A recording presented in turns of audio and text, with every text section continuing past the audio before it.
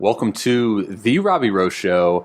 You're listening to the If It's Fair, It's Gone segment with my boy Jack Flaherty, episode 10. May I have your attention, please? Give me a heater. Now listening to Clear the Mechanism. The Robbie Rowe Show. The Robbie Rowe Show.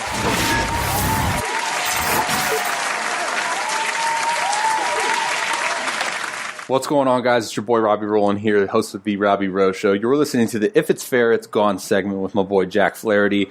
We got, basically, we're going to spend this whole entire episode, I wouldn't say the whole entire episode, but today we're going to be talking about the Avengers Endgame recap. Our last episode that we did, we were talking about kind of the hype, the build-up, our predictions, all of that stuff. We're both kind of like superhero Marvel nerds, so it just felt fitting to give a recap after we've both seen the movie multiple times. So we totally geek out about that, but we actually start the show talking about him. He pitched last night 6 innings in Atlanta. He got a knock, and that's the only thing I care about. So we dive into his knock, his approach at the plate, his comfort factor, and then we'll dive obviously into the Avengers recap, spend the majority of the show talking about that. After that, talk a little bit about the NBA draft lottery and then the NBA playoffs, and then we'll sign off. So always a fantastic time talking with my boy Jay Flair. I hope you guys enjoy this episode. And if you haven't already, please hit that subscribe button to listen to episodes that I'm producing. Not just If It's Fair, It's Gone episodes, but the Robbie Rowe Show episodes as well. Head on over to therobbieroweshow.com. That's Robbie with a Y, /podcast, and you'll see all of my episodes there. And I think that's all I got for you. Much love, guys. Hope you guys enjoy the show as much as I enjoyed recording and talking with Jack. All right, guys, let's dive in. All right, dude, so guess what episode this is? Dude, which one? Just guess, out of a number. 9. Bro, we're on episode 10. Dang, double digits. Dude, we're double digits. Dude, remember when you were a kid and turning 10 was the biggest thing ever because you were double digits? At least for me it was. I don't know if it was for you. No, it was. It was. I would say the bigger one for me was actually turning the age where you have to say teen, right? So 12 to 13. I thought that was huge. I thought it was huge. But yeah, that's true. Yeah. I peaked at 12, so it was even bigger for me. Oh man, God. How you doing today, dude? What's going on? Where you at? Where you coming from? Doing good in Atlanta. Hot. Is it hot there? Or? No, it's actually pretty decent. It's actually pretty good weather here right now. Not crazy hot, not cold. St. Louis was just really cold, so yeah. Nice. Dude, you know what sucks, man? And I wish I wasn't a pitcher, and I wish I wasn't superstitious, but I can't watch you pitch anymore. I feel like every time I watch you, dude, something bad happens. So is that right? Yeah, I mean, it depends on what your definition of bad is. You know, I know we kind of both hold ourselves up to higher standards, but So, and I'm not talking about from the pitching side. I could care less about your pitching performance. I'm talking about from the hitting side.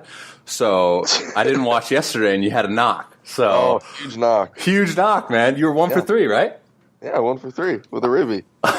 So it sucks because I can't watch you anymore. Because now every time I watch you, you don't do anything at the dish, man. So that was huge last night. Were you watching when Weaver hit his home run? No, I was not. No, I was not. I had to go back and watch it. But you definitely can't watch him, and he's shoving right now. By the way, bro, shoving again last night, dude. He didn't go. He didn't go last night, did he? I'm not sure. Dang it, man. Yeah, because he's a guy that I always love watching him because I feel like every outing is there's a new thing going on with him. Mm-hmm. It's the curveball, or he's got his cutter thing, whatever you call it. Little cutter he's got his thing. You know, it's funny we call it a thing, but it's he's got that this year, and I think that's what separated him. Obviously, the changeup's stupid. Another quality start last night. 6 innings, 3 runs, 5 punches. From him? Yeah. Oh, dang it, dude. He did go last night. I didn't get to watch it. So that's my fault. That's my fault. I didn't watch it. That's all right. 0 for 1. Yeah, so y'all that's dope, dude. You guys both start. I think it's so cool when like all my boys start on the same day, and I'm like, whoa, dude, who do I watch? What do I do? I know. What do I do, man? So tell me about the knock, man. Take me in the mindset. Like when you're at the dish now. I mean, you've had multiple ABs in the show, so it's like compared to the first couple, like there's got to be a comfort factor now, right? Yeah, and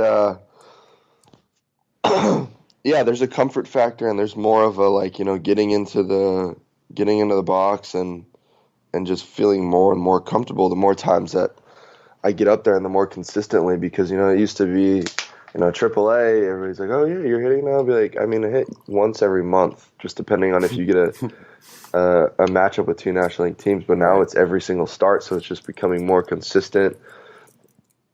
Seeing more pitches, getting timing down, and that's more of everything. It's more timing than everything.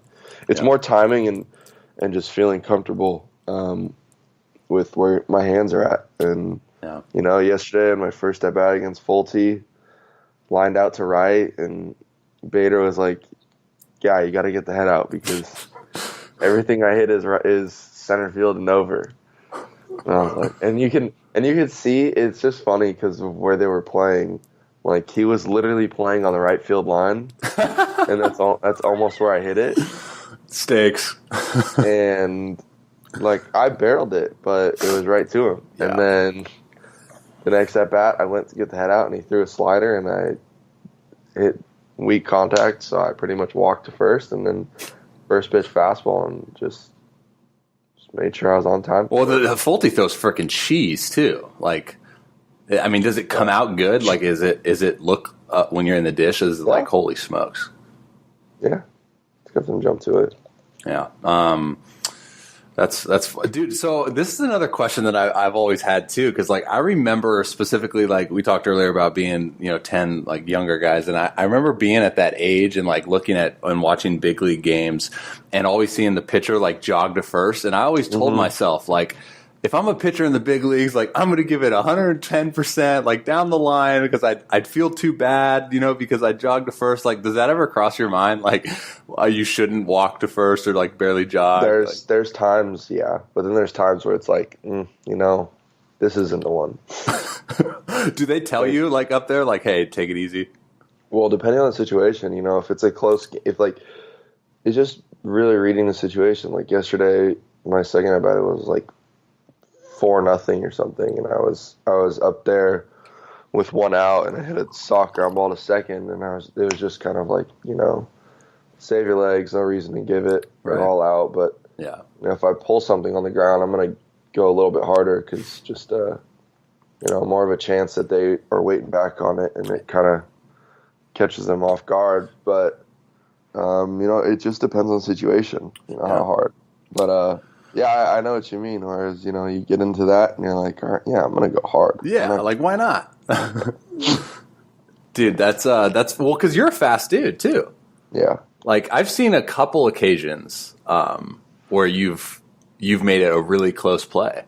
Yeah. And like, I feel like you've been freaking going, like, moving down the line, scooting a little bit. You just, because those are knocks, man. Those are knocks. Those are free knocks. Those are knocks that you steal. That it's just you hit a ground ball and they're just pitches up. And you just kind of take your time. You bait them into it. Take like what your first 3 steps out of the box like super slow and then just book it.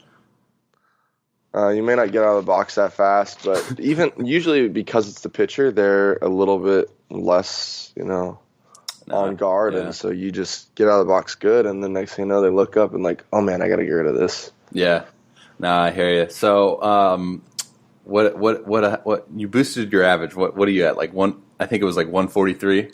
Yeah, something like that. We're gonna need 2 bills out of you this year, man. Yes, sir. We're gonna need 2 bills. It's funny, man. So I get yesterday specifically, I got like I think 2 direct messages, not even I guess notifications. You call them on Twitter. And like 2 people like took pictures of you taking batting practice, and they like correlate you and I together now. So like anytime you do something, they like message me. So a couple people were like, dude, your boy Flaherty's like raking in BP, or maybe it was 2 days ago, like before your start. And I was like, dude, the guy, because I tell everyone, man, like I keep it 100. You know me, like you rake. Like homeboy was a shortstop. Like, come on, man. And you know, now you're putting up a 143. I'm like, you're making me look bad. Like, come on. All right, man. We're gonna transition. I guess the more like I don't want to disrespect you, but the more important stuff of the show. Oh, way more. Spoiler warning. I guess we have to say that now. I'll make sure to throw that in the intro. Spoiler warning. At this point, though, you should have seen it. Well, because like I even watched Kimmel the other night, and maybe it wasn't Kimmel, maybe it was Jimmy Fallon or one of the late shows, and it was like they were talking about it, and it was because they had the cast of Spider-Man on, and they were like, sorry for anyone in the audience, like raise your hand if you hadn't seen it, and like there was just one dude in the audience that like hadn't seen it.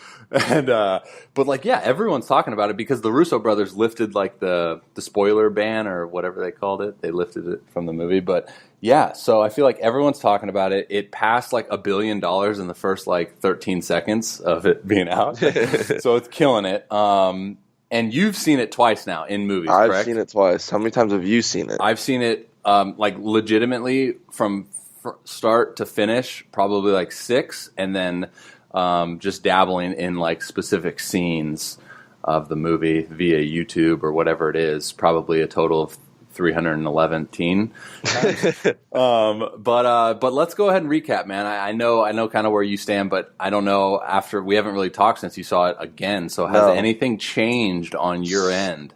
So the only thing that changed for me after the second time was that I didn't need to see it a second time.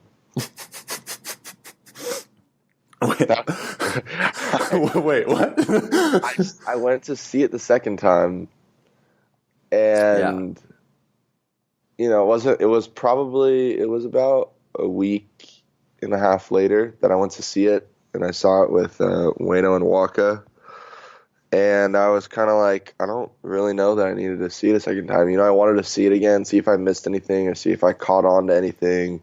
And I was kind of like, well, it was, I felt the exact same way after the first one, but just like, you know, obviously a little bit less of the surprise factor.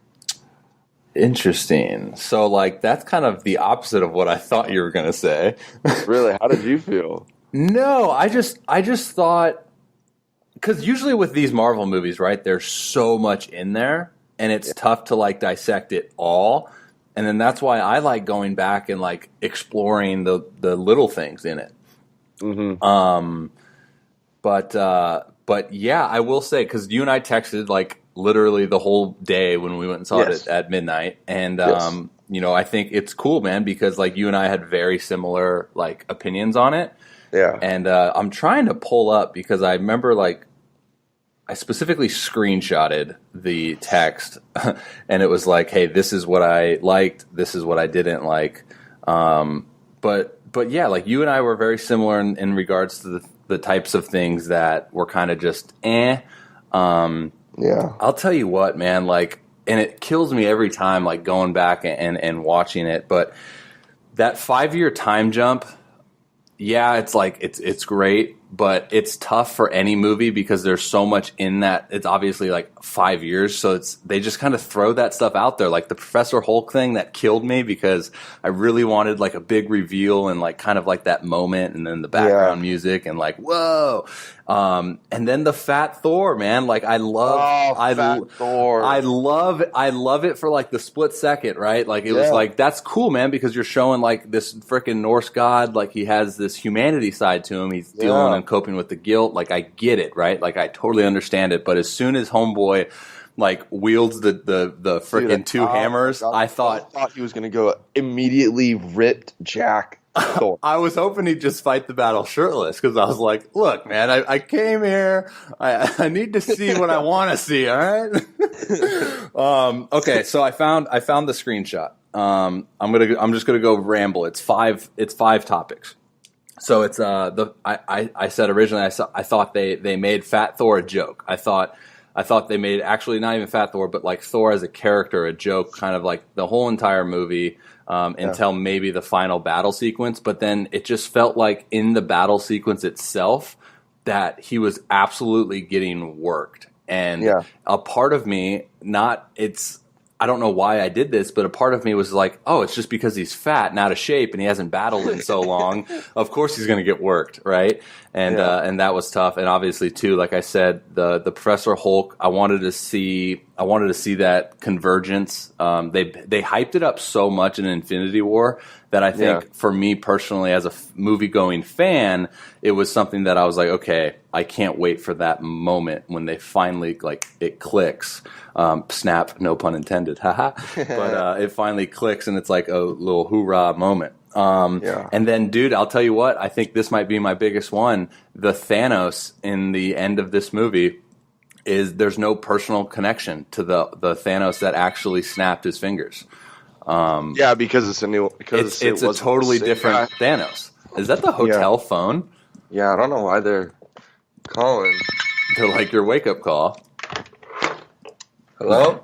Hey, Mr. Flaherty? Yeah. Sorry to bother you. This is our calling from Group TV. Unfortunately, we are out of the revitalized, but we do have the import. Just no juice, thank you. I love that just happened on air. This is unbelievable. Great. What time stamp is that? 13:40? All right, we'll not edit that out. No connection to this Thanos. Oh my goodness. No juice? No juice? Hello? Just no juice. No juice. Okay, Thank you. Thank you.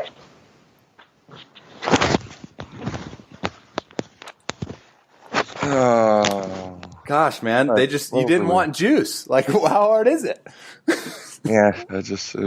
Oh, I'm just kidding. So the connection thing, the personal, like, because you have the feeling for that Thanos that they killed in the beginning. Personal dislike for him. Yeah, and you just want to see that, like, revenge on that guy. Yeah, really out of nowhere, like, really quick, just like... How about that?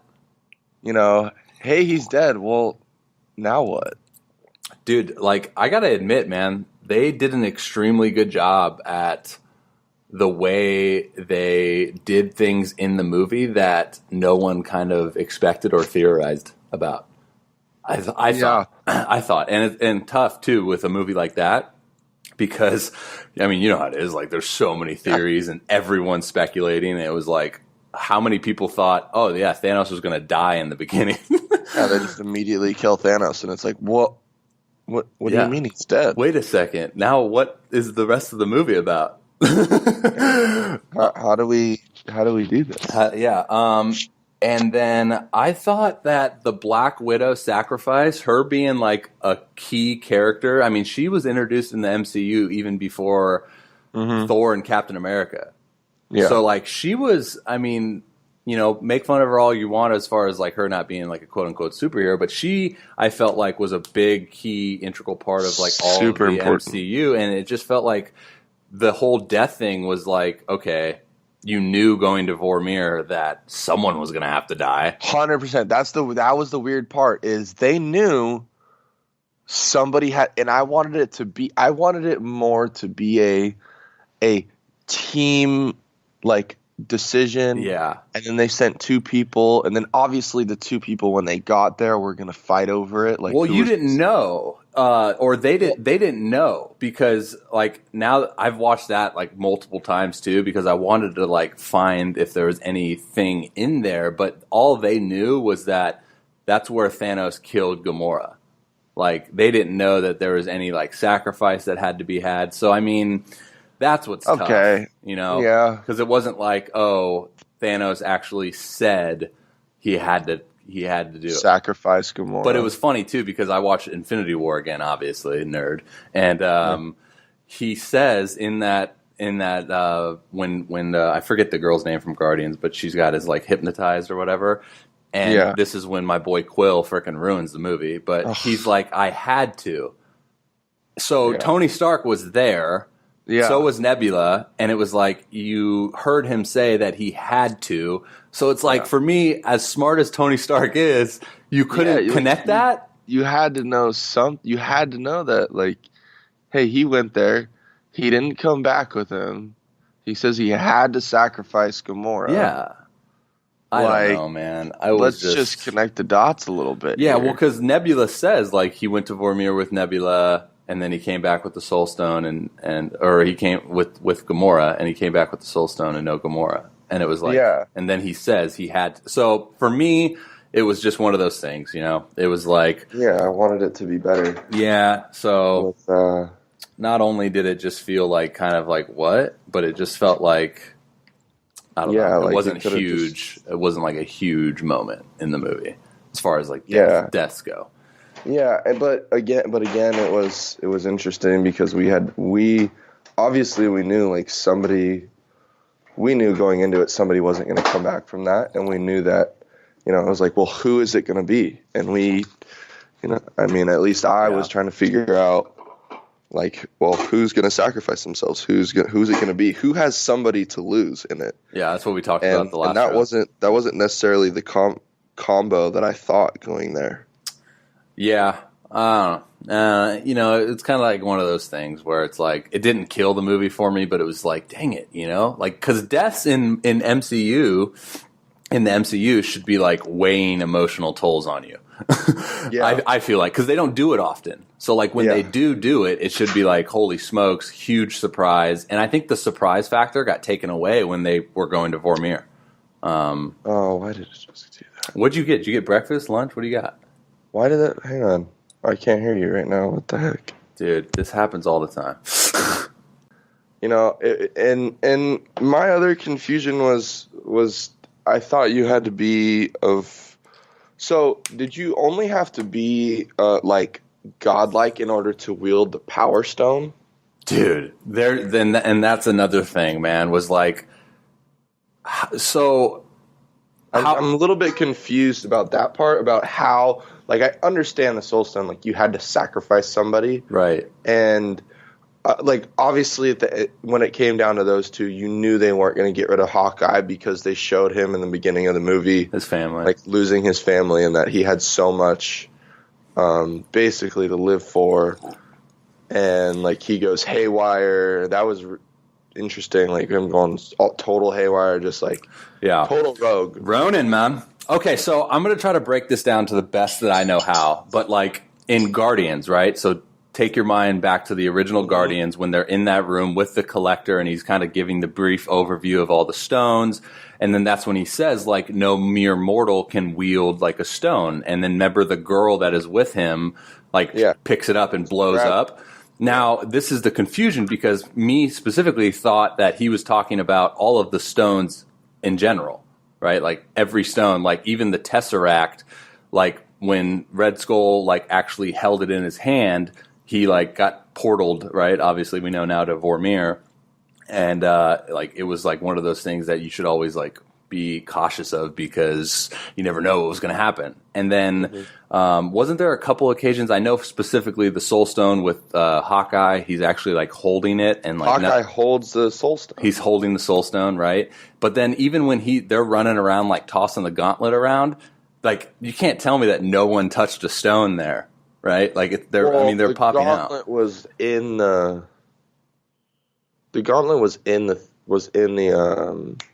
whatever you call it.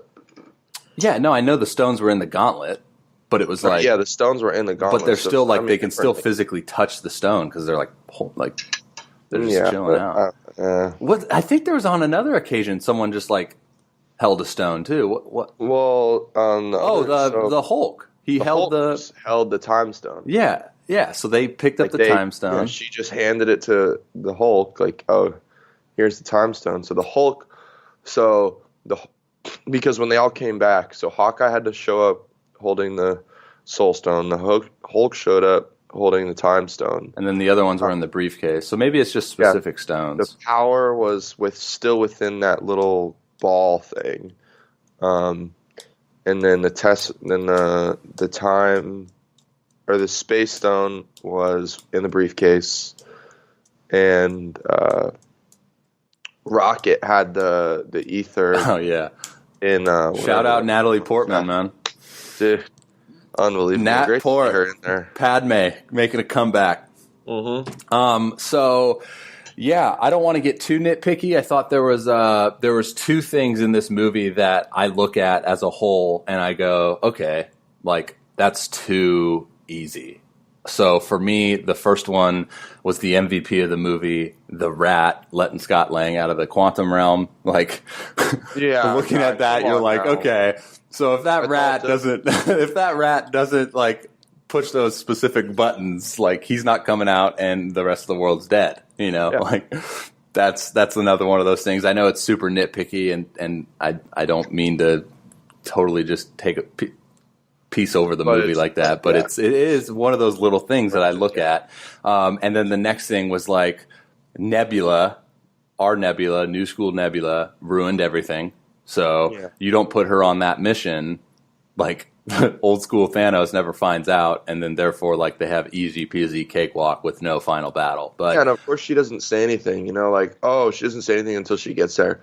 We're not the only ones looking for it. Thanos is looking for it here too. Like at the same time. There was just so many things in that type of sequence that I was kind of like, what? You know, like it did. I mean, was there any thought that crossed your mind thinking that could actually happen? I guess no, there was no part of me thinking like, oh, they're going to bring back old Thanos and like old Nebula and old Gamora. So it did catch me off guard. Like it was interesting that went on. I knew old Gamora was going to find her way back. I just knew like there was going to be something there. But you knew that they were gonna have to time travel. I just thought it would be using the time stone. So, but knowing that none of them had any, like really knew how to use the time stone because Doctor Strange wasn't there. It was very interesting that they were able to use the quantum realm. Quantum realm. Yeah, I thought the whole quantum realm thing was like they made it so complicated. I felt like in Ant-Man and the Wasp and all that stuff, and then all of a sudden Tony Stark's just like, I figured out time travel. He's a genius. I mean, it really goes to show like he's that smart. He just can't. He can't really decipher when someone sacrifices someone for death purposes. What do you got? Because this was my last thing, but actually this changed going back and watching it and hearing because Joe and Anthony Russo, the directors of the movie, like they did like a 30-minute spoiler interview and they talked about it and it made more sense. But I originally talked about Captain Marvel. What was your take on like them, the way they portrayed Captain Marvel in this movie? Like that she wasn't there? Well, like, I mean, obviously, after you get done watching the Captain Marvel, you're like, holy crap, this girl's like a huge hitter. She'll take on Thanos. Like, she needs to be in this new movie. But then, like, you get into the new movie, and it was kind of just like, meh, she's not really there. Doesn't do a whole lot. I understand, like, she was off taking care of these other planets. Like, she says that. I'm talking about, like, in the movie itself. Like, was like 6 minutes total, I think, of screen time for her, maybe less. Well, knowing that she wasn't like a big part of the Marvel Universe coming into it, I mean, I was hoping that it wouldn't just be like, oh yeah, Captain Marvel comes in and saves the day, and it's just like, like really, that's all they needed was her. We talked about the power move by Thanos getting the Power Stone. The salty vet move. Great, that's super vet move of just like, I can't win this right here. Let me pop this thing into my left hand and just. Bro, I paused the moment though when she was like single-handedly like about to do work, and like I paused it, and you could just see on Thanos' face like it was the first time he looked like he was going to be wrecked. Yeah. You know what I mean? It was like kind of a look that you're like, whoa, wait a sec. Like looking back at it though, I just think they crushed it. Like because in the interview they were like, look, like. We aren't oblivious to what MCU has been all about, keeping it the core four. And we can't just have this character come in and just all of a sudden like, wait a sec, that was too easy. And I think they just killed it. I think they killed it with that character. Like they showed her power. You and I have both discussed this, and I hope no girls that listen to this show are going to get mad at this comment. But I just thought that girl moment that they also had in Infinity War was kind of like, it was just so overplayed, and it was kind of just like it. And what made it more over? And this is obviously what made it more overplayed is that nobody did anything. Well, flew actually right by them. Actually, before, I know what you're talking about, but like even before she flew, like I think it was Nebula had like she jumped up and killed one of the big dudes, and then I think, bro, I need to talk about this. It was cool though with Valkyrie and Wanda though. So that's what I want to talk about. I want to talk about Wanda, dude. Scarlet Witch, for me in that final battle sequence. So we have to look at that final battle sequence as a whole. And like, okay, so in the beginning we have Thor, Iron Man, Captain America. We'll dive into the Captain America wielding Mjolnir in a bit. Obviously, I'm still juiced about that. But you have that whole sequence. And like, besides Captain America wielding Mjolnir, you really had no one touch Thanos. And it was like Thanos is like a dude without the power, without any stones in hand, which again, we can talk about that too, as far as like compared to Infinity War to this movie, I felt like he was a little bit more dominant, without any stones. But then you look at that and you're like, okay, he's doing work. Like no one's even touching him. No one's making him bleed, blah, blah, blah. And then dude, Wanda comes in out of nowhere. And I thought she like showcased her true ability. And it was kind of like, it took me by surprise too, because she was going to kill him. Like, if he didn't rain fire, I think like he was done.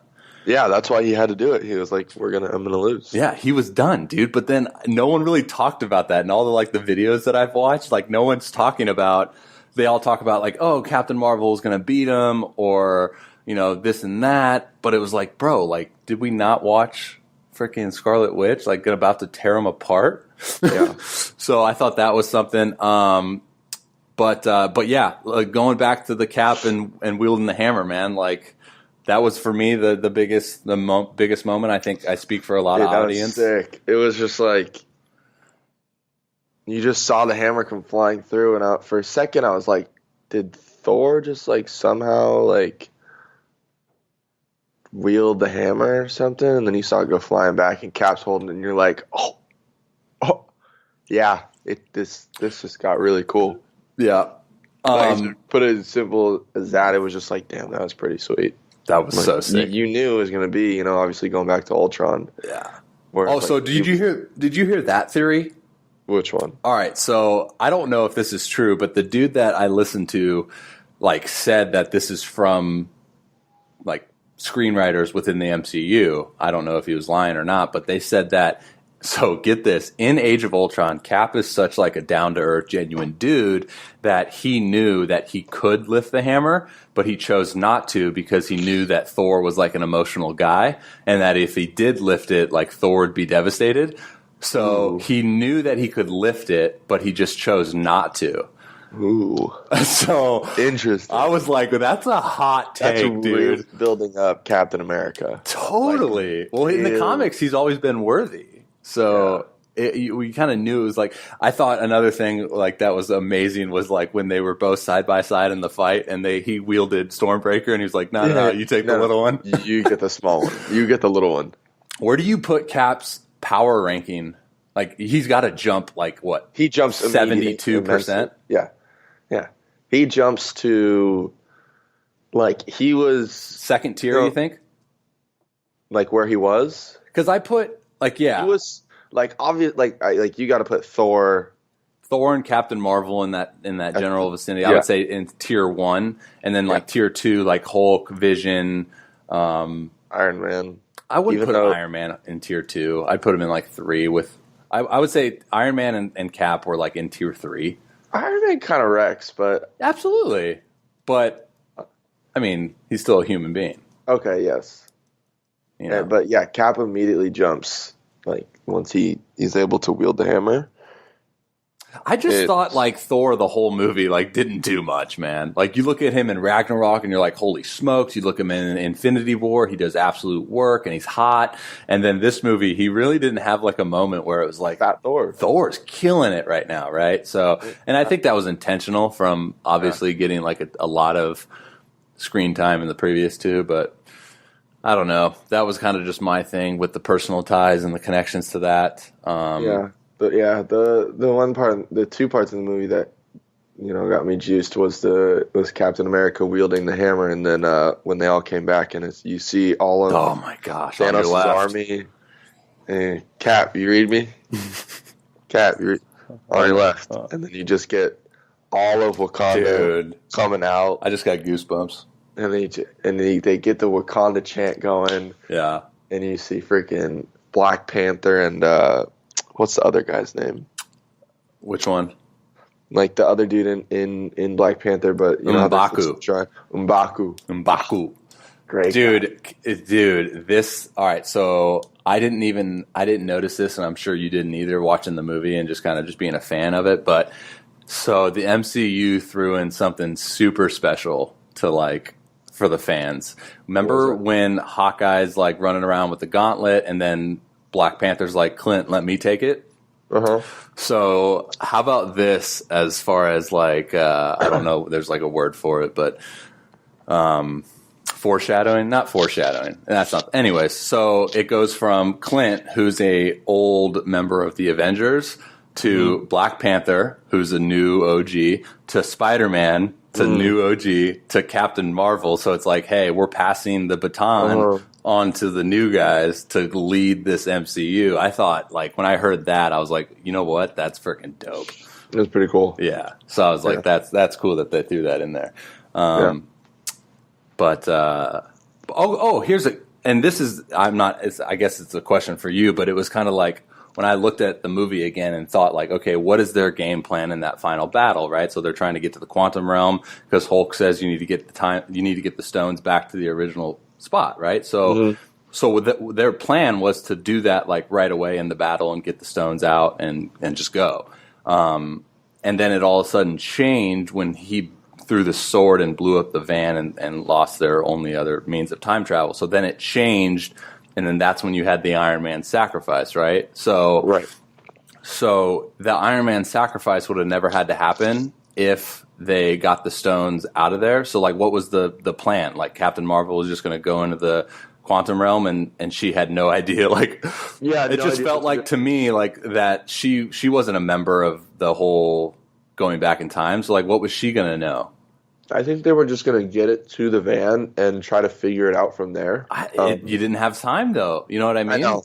It wasn't the most thought out plan, but in a time like that, you're just kind of like, we got to do what we got to do. And she wasn't one that had the bracelet on still. Like she wasn't going to be able to. But I don't think she was just going to hop in and like go back in time and figure it out. I think she was going right into the quantum realm. No, honestly, I think she would have given it to Ant-Man, and Ant-Man would have had to return it. Because Ant-Man was in the truck. Like I think her goal was just to get it there. Right. I don't think she was going to go back in time. I think her goal was just to get it there, and then let somebody else take care of it. Yeah. No, that could be. It wasn't the. Because it changed. Cause it's like, to me, like, okay, even if they do get in the quantum realm with the stones, you still have Thanos and his whole entire army on Earth. Like, you got to still. I'm not sure what that would have stopped. You got to still defeat him. Yeah, he wouldn't have the stones, but it was like.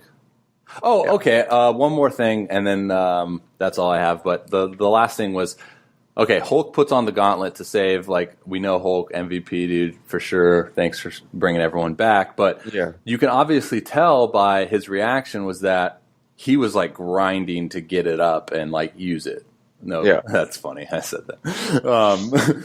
But, like, and then you look at Iron Man, who's a human being, and he does the little swap that you and I have talked about that I thought was kind of like, wait a sec, how did you do that? So do you understand like the whole swap thing? He didn't change the glove. No, he didn't change the gloves, but it'd be really interesting.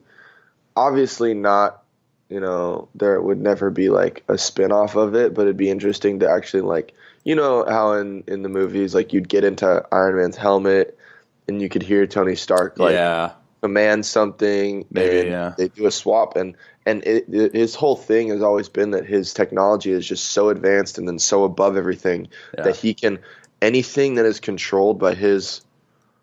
He could like open it and then vacuum seal it into his. Yeah, he can do anything with it. So when they were grabbing each other, the chances was that, his technology is just so advanced that he could just command, like, I forget what this person's name is now, but he could just command them to just, and Friday basically transfer the stones over into his. I can see that. And then him, and then his whole thing has been his the arc reactor and the stones and everything, which is why I don't think it was as hard for him, because I think everything else that he has built took on all of that, that just power that Hulk like didn't have, but it took on all of the energy, and it took on all the radiation, it took on all of that. But when it came time to snap his fingers, it gave out. It couldn't hold on to everything. But the arc reactor was the thing that like held on and allowed him to be able to lift it easier than Hulk. So, and now I'm like kind of having a brain fart, but I know specifically in Iron Man 2, and if you can like call back to that, like remember he creates like a new element. Remember, because he's like looking at the old footage of his pops, and like he's going over the notes, and he does that whole thing in his garage, and he like makes that new element, right? Mm-hmm. What is that element again? I don't remember. That's not the arc reactor, because the arc reactor was made in the first one, right? Yeah.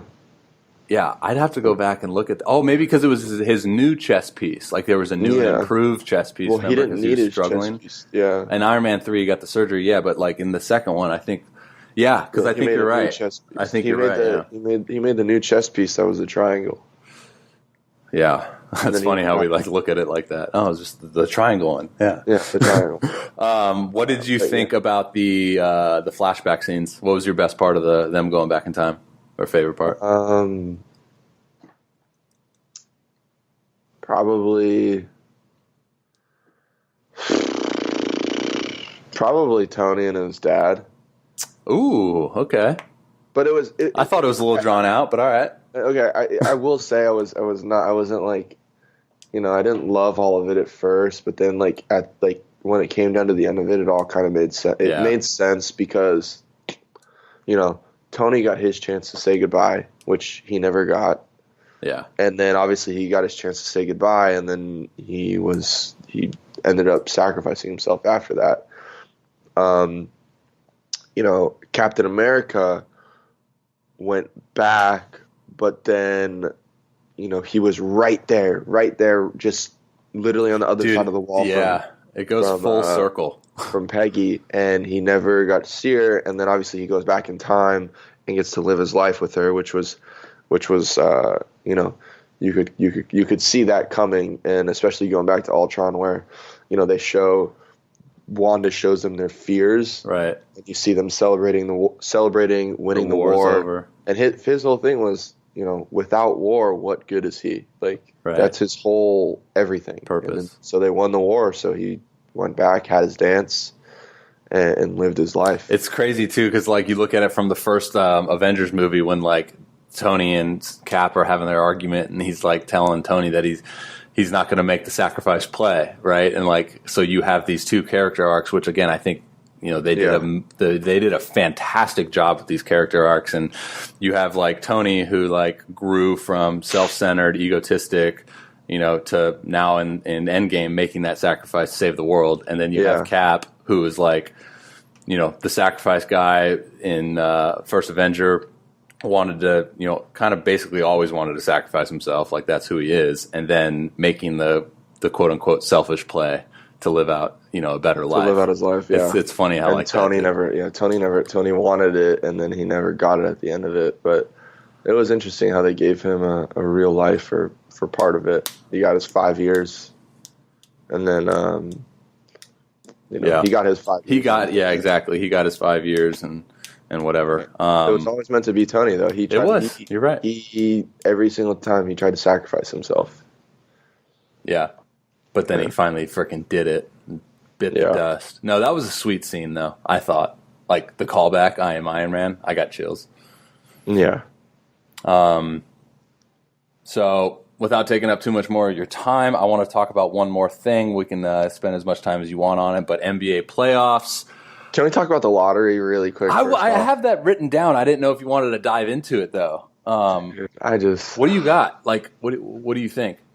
I just don't understand how I'm happy the Lakers ended up with a fourth pick, but I don't know how you have like a 2% chance and the balls just happen in that way. Wait, Lakers had a 2% chance, and then they got they had a 1% chance at the number 1 overall pick. And they got the fourth pick. So it was like super low of them getting a top 5 pick. Dude, I just think that is such an easy thing to rig. Yeah, We got to come up with a better system, man.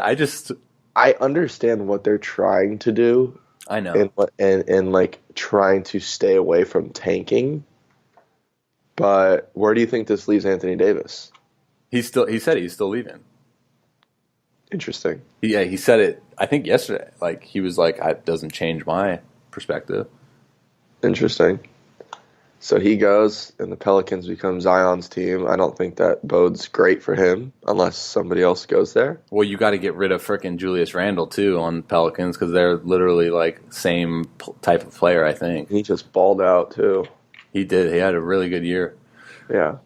No, it'll be interesting, obviously. It always is. But, yeah, I don't know. I was really hoping Knickerbockers. I'm not like a huge Knicks guy. I would have liked to see it just for the NBA, just to have Zion in New York. Absolutely. Did you see the guy that got the Zion tattoo as a Knicks fan? Like, no. He got a tattoo that was like Zion to the Knicks. That's not it. Wait a sec, man. Wait a sec. Yeah, I just think they need a new format. I don't know. Yeah. I get it. Whatever. What are you going to do? So, yeah, how do you feel about your dubs without, obviously, this is coming after game one where Steph kind of went back to Steph and they put it on Portland, but how do you feel about their chances overall if, Katie's probably going to come back, right? But assuming, just their current situation. Okay, so I got a few hot takes. Hot takes. I love hot takes. I love hot cakes from McDonald's. Oof. So, yeah. Okay, so the first thing, I'm not saying, and I think a lot of people misinterpreted this when I posted it on Twitter or something, but I'm not saying that the Warriors are better without KD. If you watched the game yesterday, like Mark Jackson calls those guys out, and they're like, the Warriors are not better without KD, and I completely agree. You add the best scorer, like top 3 best scorer of like all time in the NBA, you're not going to get better by like him leaving. So I'm not saying that they're better. I'm saying that they move the ball better. Their movement is better. Yeah. Clay being involved more increases his ability. Steph, you see, for me, it's like he's kind of I wouldn't say it to go as far as to say he's a totally different player, but I think he plays better when like he is the anchor, I think they fall into a habit with KD that's like their scapegoat. That's like, okay, we'll just give him the ball and like go to work. And then you have stagnant, and I don't think the Warriors, that system was not built on stagnant offense. Like they need movement, and you saw it last night. Like they were just moving so much better. Draymond is at his best when he's able to like make decisions. So I'm not saying that they're better without KD. I just think they do more things better, if that makes sense. My big hot take is I think that this injury to KD is giving him more of a reason to leave in free agency. I think that he's seeing this team and he's like, not saying like, okay, they're fine without me, I'll leave, but it was like, okay, they can do this. Like I don't really need to be here. I need to go. Like now, I need to go work on my legacy because I still believe that they're gonna win their 3rd straight. And I think for KD, with KD, or what if he doesn't come back? Like you said, I think he's coming back. But if they don't win it, I still think because they're gonna face Milwaukee, and Milwaukee's a force, dude. You and I have texted about Giannis, like he's legit, but. Look at that roster in Milwaukee, and when it comes to the NBA Finals, I don't care who you are, like you're going to need some experience. You're going to need some comfort factor, and you kind of saw it with the OKC Thunder back in 2012 when they were in the finals. Like, yeah, you have a freaking raw talent on this roster, but they didn't really perform down the stretch because they weren't really they didn't have that experience factor. And I think it's kind of the same thing with Milwaukee. So even if KD doesn't come back and it's a Steph, it's a Splash Brothers led Warriors team, I think they're still going to win. The NBA Finals to me were the Houston series. Yeah. I thought that was going to be the best series no matter what. Houston blew it. My goodness. Dude. James Harden's going to get so much flack. Like you're going to look at that career and you're like, well, he didn't do it. He didn't do anything. He didn't have the it. Yeah. So great score, but That's my hot take. I think KD, it's kind of going to solidify his idea to leave. But I think, you want my hot take? I love I have it. a hot take, and then I have to throw some jabs at current NBA, current analysts in America. Okay, love it. My hot take is after this year, they are going to win it, and they're going to lose. They're going to lose Clay and KD. See, I think it depends. Yeah, I think it depends on if KD goes, because if KD goes, why would Clay leave? Like, what's There's his no reasoning? reason, but I just think he's going to. I don't know what it is, but I think Clay's going to leave. He wants to go to where? LA? No idea. I have no idea. Okay. I have no reason for it. I just think he's going to leave. That's interesting, man. You can't really throw a hot take out there, though, and then say, I have no idea. I have no idea why. So I'm going to throw shade at my least favorite guy in the industry of Nick Wright. Oh, my God. He's the worst. But, he is so dumb that he had the audacity. I love that word. When KD's first year was, 2017? With the Warriors? Yeah. Yeah. So, and this has been my whole problem with him, is that his whole reason for having a job is to talk about LeBron and like building up LeBron, and that excuse me, and building up LeBron's legacy, and LeBron can do no wrong, and that he faces this incredible competition, but his whole thing is in this, and maybe some of it with all these analysts is for TV, that they constantly flip flop their where they are.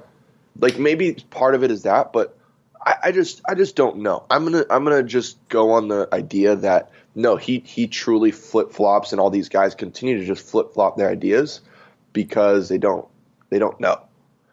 And so he had the audacity in 2017 when they first got KD. And, they weren't going to go 73-9. Like, that's a once in a, like, that never happens. Like, and they weren't going to go 73-9. And he had the audacity. You can see it. He says it all. He goes on Colin's show. This is before he gets his own show. And he just says the Warriors made a mistake getting KD. They are better without him.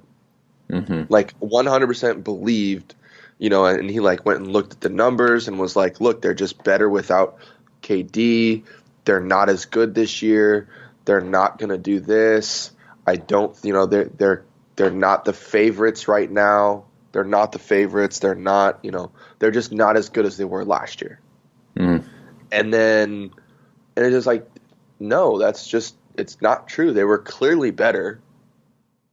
And unless you're going to tell me that the Cavs team was significantly worse, but then he's going to go back, but then he'll go on and be like, well, he faced 4 Hall of Famers in the NBA Finals, and it's like, which one is it, man? Like, were they not that good, or is he facing which one is it? But especially to have the audacity to say that, yeah, the Warriors are better without KD. They're not. Yeah, sometimes they move the ball better and they do this and that. But at the end of the day, he makes you better, especially when it comes to the finals and you get in a matchup like that. I hear you, man.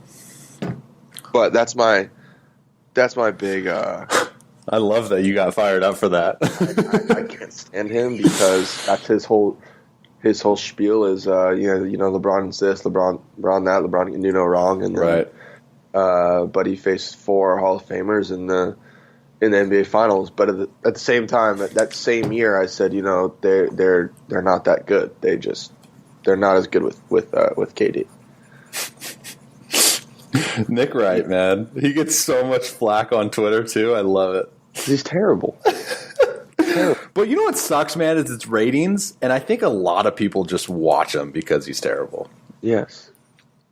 Why not those people, instead of watching him, listen to us, man. Yes. You know what I mean? Listen to us. Keep it real. We keep it 100, and we just sound sexier.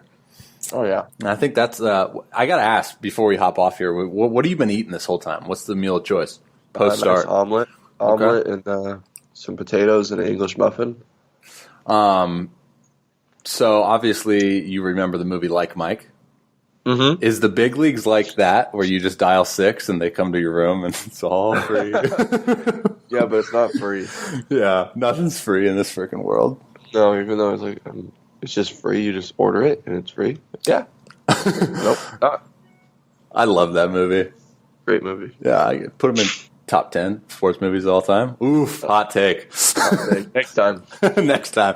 All right, dude, I'll let you go. Always a pleasure talking to you. I'm probably going to edit this show up and literally release it like within the next hour. So I'll send you all the stuff when I'm done. All right, brother. Much love, dude, and we'll talk soon. Much love. See you, Rob. See you, bro. All right, guys, that's it for this episode. Thank you guys for tuning in. Like always, if you enjoyed the episode, then I would highly encourage you and highly appreciate you if you left a review for this episode. Let me know how I'm doing. Let me know if there's anything that you need me to improve on. Let me know if there's anyone that you want me to bring on the show. Like I said in the introduction, that you can always find me on Instagram at RobbieRowe12. And also my website, www.therobbierowshow.com. So be sure to go check those means of communication out, and we will talk to you probably within the next couple of days, and I look forward to it. Y'all have a good rest of your day. Much love. God bless. Talk to you.